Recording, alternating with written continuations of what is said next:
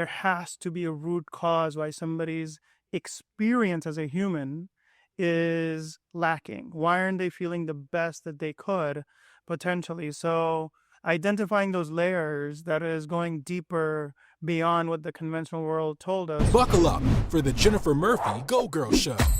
Laugh, be inspired, discover your inner superhero. Hey everyone, and welcome back to the Jennifer Murphy Go Girl Show. And as you know, I love to feature amazing Go Guys. And today we have Dr. Ace in the studio. Thank you so much for coming, Dr. Ace. Thank you so much for having me. What is your full legal name? My full legal name is Achint Choksy. Okay. And Achint actually stands for Beyond Imagination. Oh. But in office, I go by Dr. Ace. It's a little easier to remember. It's easier to remember. What does it stand for? So ACE is affirm, confirm, and experience. Affirm, confirm, and experience. And it's a process. Okay. So when a patient comes in, we all have certain belief systems, certain affirmations about our disease or our life or whatever. But for the disease, we have to change our affirmation because we want to get to a goal. So you have to change the affirmation. So that's what I do first, affirm it. Wow. Then we confirm it with our hard work, mine and patients, both our teamwork. And then you experience it. So the experience is something that is eternal, experiences of the qualities of the spirit. So eternal experiences is the E. So what do you want to experience? Is it a temporal experience, or do you want to experience something that is eternal? I love that. Well, So that's what ACE stands for. I'm so glad I asked. And you know, it's great. You light up like the minute you talk about your patients, and you obviously have a deep love for what you do. I want to ask a little bit about your background and what got you to where you are now. You were born in India and came to the U.S. at age 12. What inspired you to get into this? So initially, it was just to make it because we came with, $5-10 or less than, something to survive on. So then I'm the oldest child in the family, and How many kids? We have 3. So I have 2 younger sisters. So I'm the oldest boy child and a male child. So then I had to do something that it's the power of the entire family, the burden of the survival and succeeding was there. So the only way to succeed is to get education and to compete and be the best. I wasn't the best in India. Like I was barely passing things. Okay. And then here you just work your butt off, and then success was just an outcome of just wanting to make it. I didn't even know English. Wow. Like I just knew just the alphabet when I moved to US. So started learning as English as a second language, and then just continuing to do whatever I can do to, be at the top of my class. And that was the journey that started all of this. So it started by having a need to make an income and help your family and your younger sisters. But when did it become a passion for you? I've seen some trauma in my life, early on in life, where I've seen some really traumatic things, whether it's some condition in my dad or in my grandfather having strokes and, different neurological conditions. And that was in the back of my mind that there has to be a way to solve some of these things.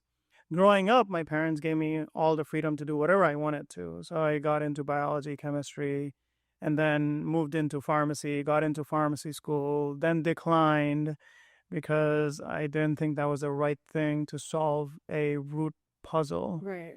And then at the end of looking at business and all the other different majors, the only thing that made sense to me was somewhere where I could help and still find satisfaction. So I grew up as a Hindu and a Jain, as a philosophy, as a religion, but and a Buddhist understanding, if you think about it, is you have to be outside of the goal, or you have to be detached to some degree to be able to fully have the outcome. And medicine was the only thing where you are fully engaged into helping somebody while you're totally detached from that situation. So in the grand scheme of things, it was like a minor practice into my own philosophical journey or the evolution of my own self. But when you look at my medical school or admission essay, why I want to go to med school was because of my family history of my grandmother who had, when we moved to US, she was diagnosed with stage 4 lung cancer. Wow. And well, initially she had a heart attack and she had open bypass surgery. And then she was diagnosed within a few years with stage 4 lung cancer. Now, she was given 3 months to live. And somewhere along the line with our prayers, with the prayers on the water and things that, we were just praying. 3 months later, she didn't pass away. So we went to the doctors and they did her entire PET scan again and there was no cancer. Wow. So she ended up surviving another 20 years. Wow. From stage 4 terminal, 3 months to live, to 20 years, no cancer. And she just passed away of old age after having multiple strokes. So you were awakened to the power of prayer and how real it can be. Yeah, so that was one of those things that I wrote in my medical school essay, that when we look at energies and when we look at my family, and that drove me to understand why things are happening. There's more to helping somebody, where we can bring in our, well, for me, Eastern philosophy into Western practice and then get those outcomes. So I love that. So that's something I wanted everybody to know, that you combine Eastern and Western, and it doesn't have to be one or the other. It can be a combination. Right. So that the reason why that happened was because going through med school, understanding physiology and pathophysiology, like understanding diseases, we are taught mechanism of action, understand why everything happens. Going through it, I felt like I was missing a puzzle piece because of my Eastern background, that there was maybe an Ayurveda, maybe a yoga. There's something else that's there that helped my mom, my grandmother, my dad, my grandfather survive. Right. More than so. That mechanism of action was something that I wanted to bring in my practice, but not without conviction. Right. So in medicine, we follow other guidelines from wherever they come from, right? From academies and FDA and AMA and all these academies that we have. And they're all research oriented. But then there is something that's still missing, where we can't explain all this esoteric world, how that helps patients heal. Whether it's prayers, whether it's herbs, whether it's essential oils, yoga, breath work. So I started to recommend those things to patients, but I still felt I wasn't aligned. And I was working with another entity, a hospital system. So, and there were some unethical things going on, so I got out of it and started my own practice. But the practice, I didn't want to do it without having a foundation of conviction. So then I went to India, did 14 hours a day yoga, 4 months in the monasteries and the temples with the yogis. 14 minutes. I mean, I try and get through an hour, but 14 hours a day of yoga. It was mixed in with education as well. So every couple hours you would do some practice, and then there's a didactic part. You learn something. So you have breaks, but then we're still doing more than 6 hours of yoga on a day-to-day basis. Did you enjoy that whole process? Oh yeah, it was a enlightening process for myself, because each posture I connected that with a disease and physiology. Wow. So as a doctor, I got a whole new understanding of yoga and breath work, because then it can be a disease-specific downward dog, for example, or disease-specific. Any yoga posture can be disease-specific. That is amazing. And personality-specific, body type-specific, goal-specific. So your twin sister, for example, who looks identical to you, has the same body type, but has a different goal, even with the same exact disease, she would have to do yoga totally differently than you would, because her goal is different. Are you able to identify with your patients exactly what they need? Yeah, exactly. So that's how I started my practice in 2017. But you immersed yourself into it. I love that. You're practicing what you preach. Yeah. And you learned a lot, but you experienced it. So you feel so good about it when you're prescribing these wonderful things. You're not prescribing Band-Aids, you're actually helping them truly get to the bottom of what's going on. Right, right. So I wanted to make sure that because of my medical background, I have data. Because so whenever we did any kind of yogic practice or breath work or herbs or whatever, then I would always have before and after labs. Because from a medical perspective, I want to make sure that we're doing something that has good outcomes. So we collected all of those data on every single patient on an ongoing basis, and that gave me more and more confidence that what I am doing with natural way, it has some things have limitations, right? People need medication, then they need it. Right. But if you can get somebody 30% better to 50% better, then the dosage of that medication is now 30, 40, 50% better or lower. Right. And their other outcomes are much more. So it's the whole aspect of empowering the patient themselves, because the understanding of the spirit from childhood is that we are infinitely potential. We are made in the mirror image. And if we are infinitely potential, then we must understand that. And this body is a machine.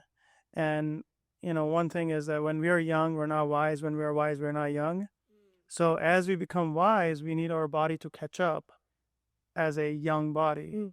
So everything that we started doing based off of conviction is to make sure that I can empower my patient to say, hey, look, let's get your body better so you can experience the eternal experiences of the outcome.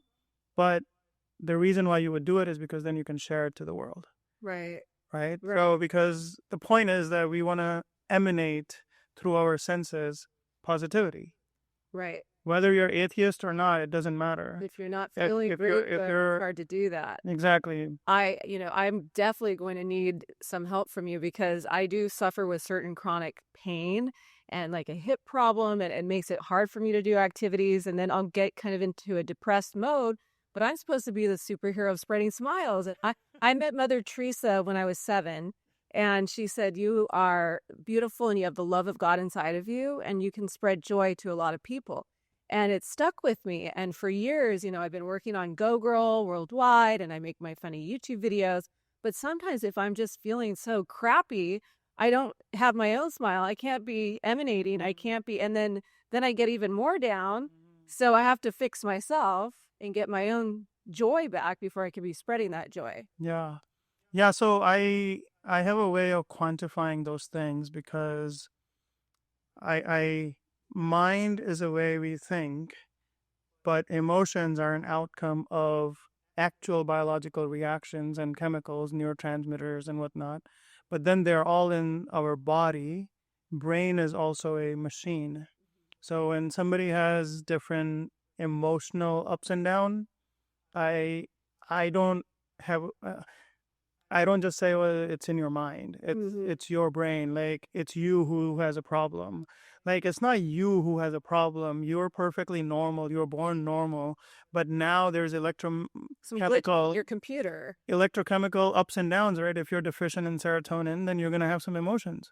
If you're deficient in dopamine, you will have some emotions. So you can't just tell somebody snap out of it. You Right. have to actually help them figure out what they're deficient in or what they need to do. Exactly. So I started going back into looking at everything, because in medicine we were kind of just saying, hey, if somebody has fibromyalgia, that's something wrong up here, not physically. It's the last diagnosis when nothing is there, right? We tell people all the time that they have myalgia and these kind of things, and all the labs are normal. So it's just, it's your head. That's in your head. And how tough for somebody to be told that, and then they're just stuck in this situation. So I didn't want to do that. I wanted to find out the root causes, that there has to be a root cause why somebody's experience as a human is lacking. Why aren't they feeling the best that they could potentially? So identifying those layers, that is going deeper beyond what the conventional world told us. So I started doing intracellular micronutrients, right? Neurotransmitter testing. We started looking at what's in the blood, in the serum, like let's say vitamin D. Intracellular is what's inside the cell, inside the tissue. Started looking at all the toxins and started looking at all the pathogens, and then went deeper into looking at all the DNA variants. So we have currently today, we have 50 million plus variants that we have real good data on that can identify more than 400 different disease risk. And the way to understand these genetic variants is what's inside your Ferrari. That's the engine that's running your cell. That's the nucleus. That's the DNA that's running your entire body. So would you go to somebody and take your Ferrari who's going to look at the dashboard of Ferrari and try to treat it? That makes sense. You want to look at what's inside the Ferrari, what's under the hood, what's in the engine, what is the programming that it's programmed with, and that's the deeper layer. So it takes tremendous amount of work to get and peel those layers and then find out a precision protocol. And it's different for everybody. And it's different for everybody, but there are similar patterns, Okay. right? There are patterns for different people, different types of energies are there. So if somebody has fibromyalgia, for example, or endometriosis, or PCOS or PMS symptoms, they're all pattern because they're affecting different parts of the body at different times of the season. So then I started looking at how does seasons affect? How does moon cycles affect? How does sun cycles affect? What are the day, every 4 hours in the day, we're switching our physiology. So the same banana that you eat before 10 a.m. is going to give you a different effect before 2 compared to before 6, compared to before 10 p.m. Wow. So the diet completely changed. So we started doing gene-specific diet. We started doing body type and personality-specific diets, which are, you're eating the same food, but how you prepare it and how you eat it is different, and you're going to get different effects from it. And probably also the way you're eating it, right? Even like what you're thinking about and the way. And how you're breathing as well. What you're thinking, how you're breathing, if you're praying before or not. What kind of energies you're putting in food, because everything around us absorbs us. So we are a microcosm, right? This environment mirrors who we are, and we mirror the cosmos, right? Like we're 70% water, the planet Earth is 70% water. Wow. So we're mirroring each other all the time. So the food must mirror our energies, whatever we're thinking, whatever time we're doing it at. So like understanding those allowed me to change the entire protocol from what we have been fed to believe. Like an example. How did you learn all of this? I mean, obviously you didn't learn it in medical school. Was it from when you were in India and studying with over time, like I added. So after I started my practice, after becoming a yoga teacher as well, and then I started my practice, I went to a conference every month, maybe 2 conferences every month. Different conferences around the US. I just kept going because I was the boss of my practice. I shut it off for a couple of days and just walk out. Just going and learning it. Brilliant minds that actually think outside of the box. And then integrating it. And now that integration process is what I teach other doctors. Right.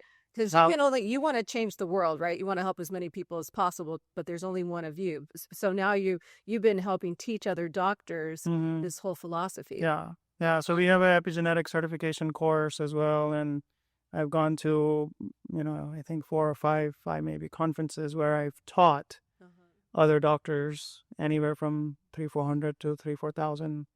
Can nutritionists and other people do your course? Yeah, because it's about epigenetics. Everything outside the genetics. How do you behave? How do you control your senses? Right? We have 10 senses. Okay. We don't have 5. Tell us, what are the full 10? So 5, we all understand what they are. So sense of time. That's why we call it sense of time. Okay. Because it's a sense. We don't have an organ for it, but every cell has it. Heartbeat is timely. You go to sleep, produce melatonin, cortisol, monthly cycles. Everything is on time. So it's a sense of time. Sense of space. Even if you close your eyes, how much space you hold on to. And we have an ability to not continuously get bigger and bigger with the food that we have eaten in the last 30, 40 years. So we somehow have this image of space in our brain and sense of matter. So you can eat a banana and convert it in your DNA. So we have this magical ability to convert matter in our body. So that's 3. Sense of energy. So prayers, energy manipulation with Reiki, understanding your own spiritual energies. We can sense it. We can actually film it, right? There are Carillion technologies and other cameras that are out there that can actually measure your energy. And then the last one is the brain, is an organ, just like eyes. Brain is an organ, and it's full of electrical wires. That are working. It's the antenna setting, right? Yeah. It's the sensory organ. So we have to make everything more efficient. As we age, if we can make each one of these senses more efficient, then as we age, we want to become more philanthropic. As we age, we want to become more helpful to the world. As we age, we want to spread more positivity. But what is the limitation? It's the human body. So if we're able to change the human body and make it more efficient, then we're able to spread more positivity. So that's how I see my purpose on this project now. Yeah. So I'll be taking all of those senses, because right now, a lot of people only have half of their even awareness of what they're working with and what they need to address. So where would someone go if they want to sign up for this course? So that's on the website. We have it on Ace My Health. .us. .us. Us or US, right? Yeah, that's great. It's about us, where we are acing our health. Put all the links below for anybody. Yeah, so it's acemyhealth.us is the coaching class. So it has the foundational class is what most people would want to start with to understand the simple basic philosophy of what you can do at home for free, essentially. I mean, there's a course fee, but you can do things at home to make every single one of your senses efficient. That's amazing. Change your diet. Talking about some kind of Go Girl special for them. Like a little discount. Yeah, sure. Yeah, we'll figure that out. Okay. So that's all so amazing. And you have 2 different clinics, right? Yeah. Of your own. Yeah. Where are those located? So the initial is in Cincinnati, and the second that we open is in Palo Alto, Menlo Park. In the Bay Area. Awesome. So people come from all over to meet with you in person. Right. So you're always open for new patients. Yeah. So obviously there are only 1,000 to 2,000 hours to work in a year. Right. But yeah, I get referred from a lot of other doctors. Some of the most complex cases, we have people flying in from all over the world and staying locally for a couple of weeks at a time to get those. But yeah, you're welcome to go on aceih.com. That's my clinic site, aceih.com, and click on the sign up, and then we'll figure out a way to connect with you. You can do a Zoom call, and then how can people find other doctors who have taken your courses? So I started the certification course this year, and we just had our first graduating class of, I think, about 15-20 doctors, and we'll put all of their names shortly on that same website. That's great. So you start having this directory where people can find someone closer to them in their area. What is your big goal as far as how many doctors you hope become certified in what you teach? Countless, limitless. I think if they're in healthcare space and if they want to help people, this would be something that they can easily incorporate no matter what type of doctor they are. So it's a mindset shift just a little bit, because I'm blending in data from labs and proving all of these things to combine it with natural things that you can do. But it must be with conviction. Right. So every doctor that I have taught, they have personally changed their own lives, because that's the biggest, you practice what you preach. And it's easy to convince and have others follow if you're already a follower. Right. Absolutely. And it's just very simple. And it doesn't affect any guidelines, right? We're not going against the flow. Right. We're just merging with it to help get to the next level a little bit better. I love that. And you do a lot in women's health, and you help a lot of women with premenopause and menopause and in different things. And you say that there's a way to basically not have to endure the pain or the different symptoms, right? Right. So there are certain foundations of health, and there are certain root causes. So when a woman goes through menarche and they have their first period, and then as things are happening, there is a actual scientific reason why certain feelings are there and certain emotions are there before the period, 1 week before the period, and what happens afterward and what happens during ovulation. And so once we understand that about the person based on their lifestyle, because how your pattern is could be different from some other woman. But once you understand that pattern, then it's easy to manipulate it with simple tools and techniques that are at home, sometimes free.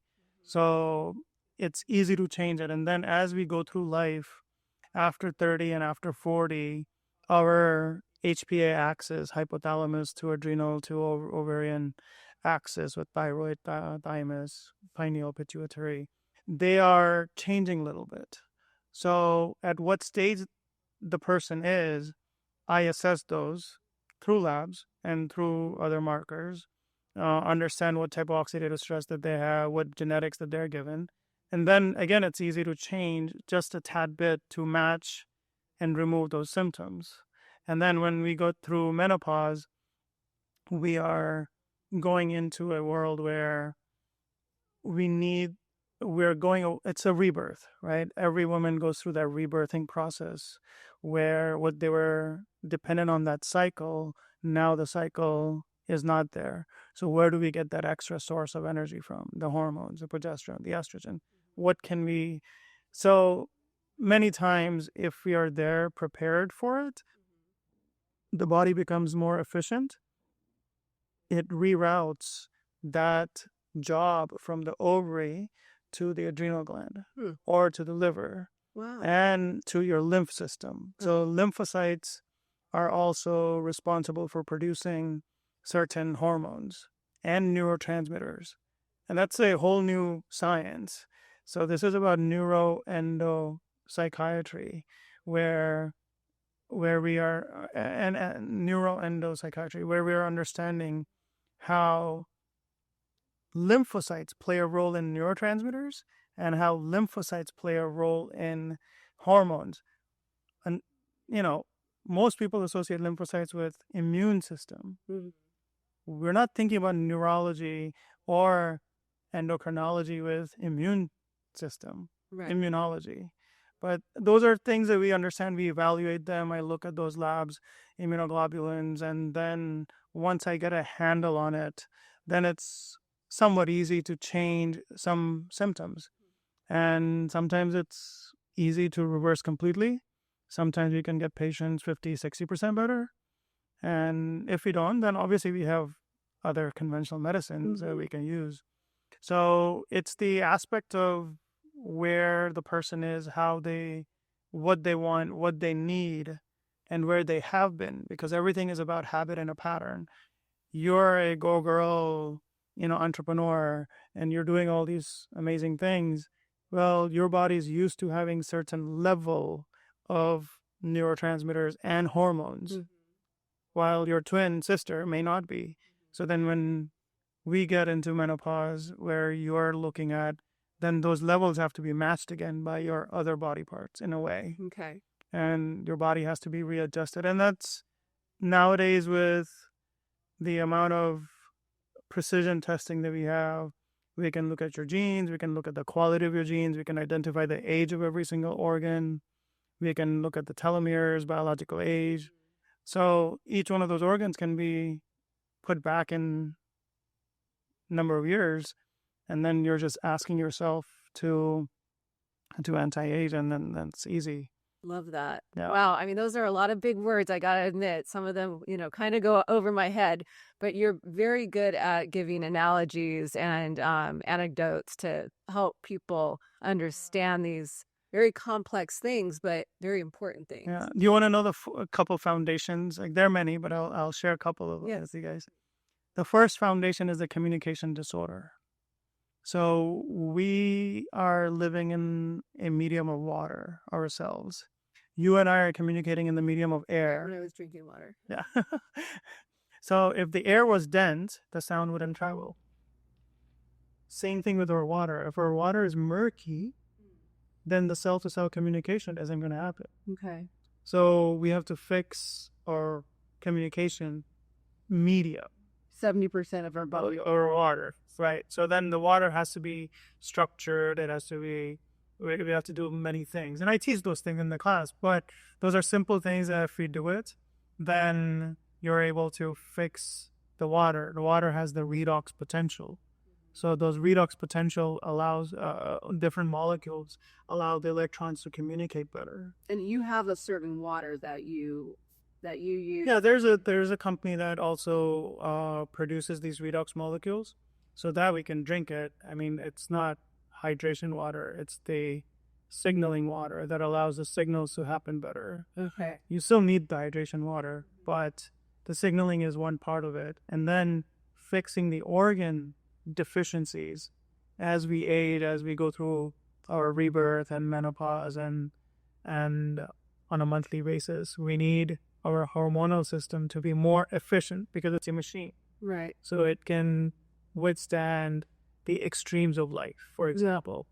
And that means that's it. So those are like two key foundations, and there are many others, but. And you probably love having this knowledge because you are married, right? So you want a happy wife, happy life, right? So you make sure she's good. She sounds like a brilliant woman of patent attorney. Yeah, so she was one of the best.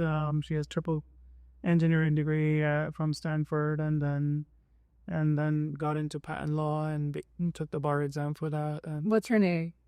Ami. Ami, yeah. Well, I'm sure she's beautiful. She sounds absolutely amazing. Go girl. So, and you guys don't have kids yet, but you hope to. Someday. You're young, obviously. But what would you say to anybody out there that has a goal or a dream and they're a little hesitant? I mean, you came over to the U.S. with just a few dollars, and you still made all of this happen. What would you say to somebody that's struggling and they maybe don't feel they have the resources or have the confidence to go for their dream? Not knowing where you're going, let's take a step back. We are a microcosm into this macrocosm. So the prayers that we're making through our mind and our brain are through this machine, this body. And at least at some level, some of the prayers are made with the spirit. But most people make prayers with their mind and brain. One or the other, the universe is responding back to you. So you could have asked a prayer or some kind of a concern or a question in 10 months ago, but then you get an answer 10 months later. So when you're looking at those and hearing, one thing we can do, or what I recommend, is listen to your senses: eyes, ears, nose, touch, taste, smell. What is the universe communicating with you? Because universe is a way where gods and angels and whoever you believe in, it communicates the answers to you. So whatever that you're looking for, whatever dream that you want, the answer is right there. Now, another easier way of getting there is to make those prayers and make those wishes through your spirit instead of your brain. Brain is just an organ that essentially has to be made more efficient with age, but the spirit doesn't need efficiency. It is the spirit. So most people, including me and you and everybody else, we have given our authority to others, situations, past traumas in life, and we don't realize that we are the infinite potential. So when you realize that you're the mirror image of whatever God is, right, you have that infinite potential right with you. If you believe in God, then it's that. If you don't believe in God, you're still the infinite potential. So if you start focusing on it, you make those wishes with your infinite potential, then it's like placing a Amazon order. Once you click submit order, the universe will deliver that to you. And so claiming that authority back to chase your dream is more empowering than anything else. More empowering than taking proteins, more empowering than sleeping, more empowering than anything that you can do with anywhere. First, take that authority of your own self back. What you're feeling, how you're responding, what you're reacting to. Is it because you have experienced some trauma and that's why you are reacting to it because that's what everybody expects? Or is that truly what you want to do? Because we only have 24 hours. Everybody has the same number of minutes. And spending 1 extra minute being angry and frustrated is 1 extra minute lost from emanating positive things. And whatever we choose, those are the genes we turn on. So then those are the diseases that happen. Or not diseases, or health that happens. Right? So chasing dream has to come down at a granular level to one, claiming your authority back. And then choosing to emanate positivity. I often ask myself, what would I do right now if I wasn't afraid? And then I go, okay, I thought I'm going to do that. It's the spirit, right? It's the energy that we all live with. It's the energy of life. It's the chi energy. It's the soul energy. It's the jiva energy. Whatever you want to call it. Ancients, for all these generations, thousands of years, everybody has described it a little bit differently. But it's the source of life in a way. And that connects to God. Whatever your God is, it doesn't matter. But it's the thing that connects, not the brain. So if you're making prayers, then make it with the spirit, not with the brain. And then let the universe talk back to you and give you all the answers that you're looking for. We were talking a little earlier before we started the interview, and you said one day at your practice, it was still new, you were praying to God and a pastor walked in with these incredible tools and technologies, including the rice machine, wasn't it one? Or it's a device with different electrical things, but I was praying one day, and in my practice it was new and we don't have that many patients, so I was asking God that did I make the right choice. I invested lots of money into this, and how are we going to make it? And then the pastor walks in and he said, hey, look into these electrical technology, look into magnetic technologies, PEMF devices and things. And I donated to the church for whatever those machines were. And then, it's like me as a doctor, first thing I said to him was, I'm a physical doctor, not an engineer. I don't know anything about electricity. I don't know anything about magnetism. But he knew something. And because I was praying that day, and I was asking just by myself, and he said, well, now God himself showed up on my doorstep, so I must listen. Yeah. I could have easily said no, but then I just took it upon me to just learn it. And, in our website, we have some of those technologies that we post. Which I've given them, and I don't know if it's right or not, but it's similar, something electrical. And our body runs on electricity and magnetism. So it's those PEMF devices and those other things that are there. But the thing is, the lesson was that I'm listening. I was listening to things that made me uncomfortable. It made me very uncomfortable to bring that into, because I didn't know how they would react with different patients.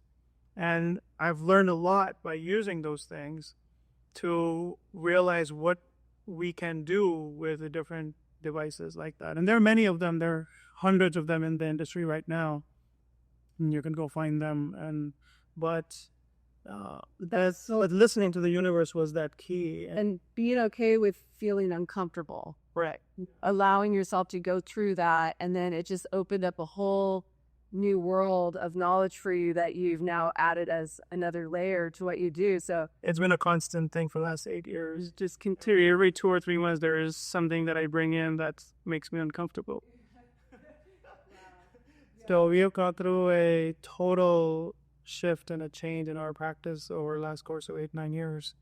And it continues to happen. And now with how fast AI is moving and how much we can learn through that, and it can be scary, but if you see how much knowledge you can get and use it as a tool, I mean, do you use AI to do certain research? Well, for research, yes. Yes. Not to tell patients that here's what you want to do based on AI. Right.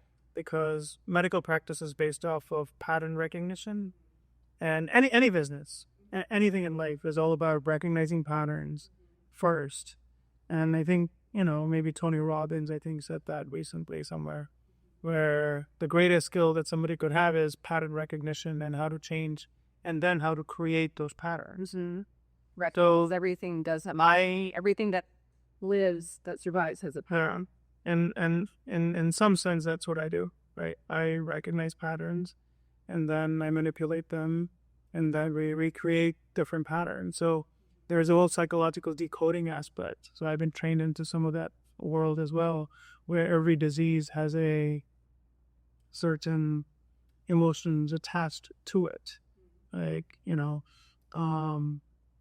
but how those emotions came about from childhood and from ancestral genetics is totally different, because you can take a dog and help him grow somewhere else away from his parents and he'll still act like his parents, right? Because our genes tell us what we are supposed to behave as. Yeah. So we have that control of what we turn on and off. So in psychological decoding, we can really get down to this whole pattern of emotion.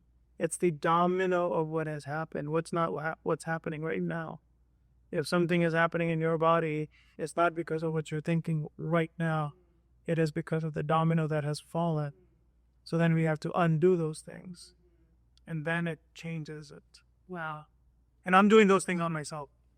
As things happen, I'm still a human. Yeah. So No, that's awesome. Well, you're so inspirational and brilliant, and thank you for everything you do. I mean, you have so many stories of helping people that sound miraculous. I'm sure you could write books on that already. What would be maybe your biggest kind of success story, the biggest would seem like a miracle where you helped someone, but there was a reason why you were able to help them? Seems like a miracle. I would say that I'm a family dog, and I do see kids, and mostly adolescent. And sometimes we have those patients who are coming in with tremendous past trauma, and they're depressed or suicidal.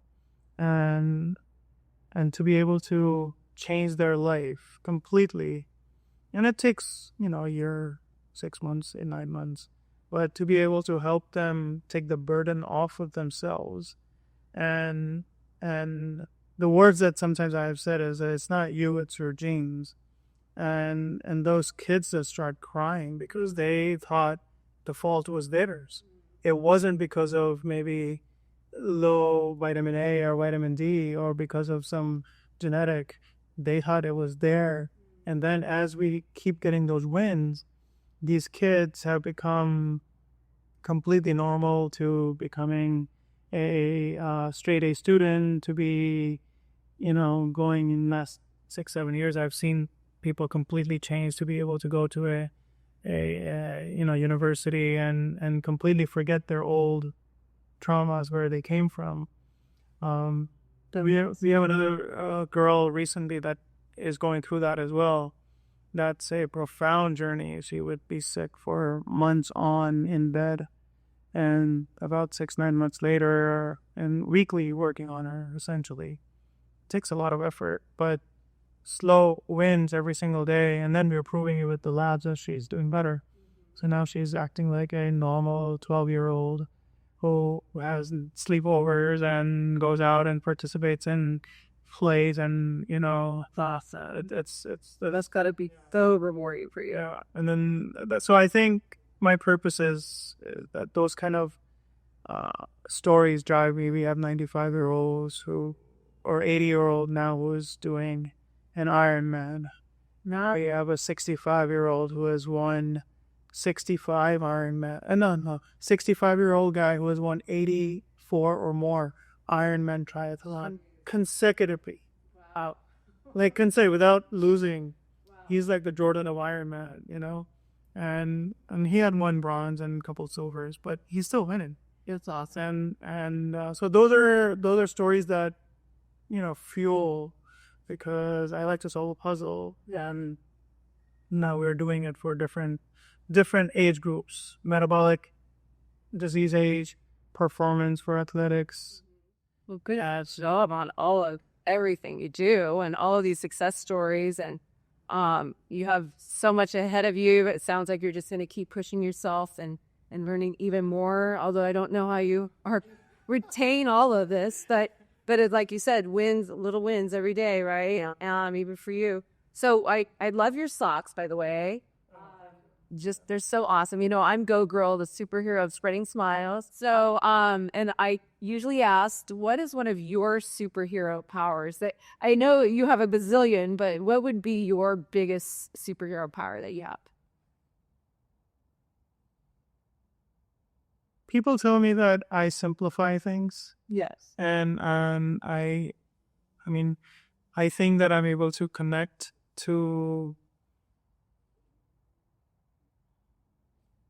at a heart level with my patients, and I can simplify it at their level. So I like to meet people where they are, and sometimes it's whether you have a triple PhD degree or a high school or sixth grader, right?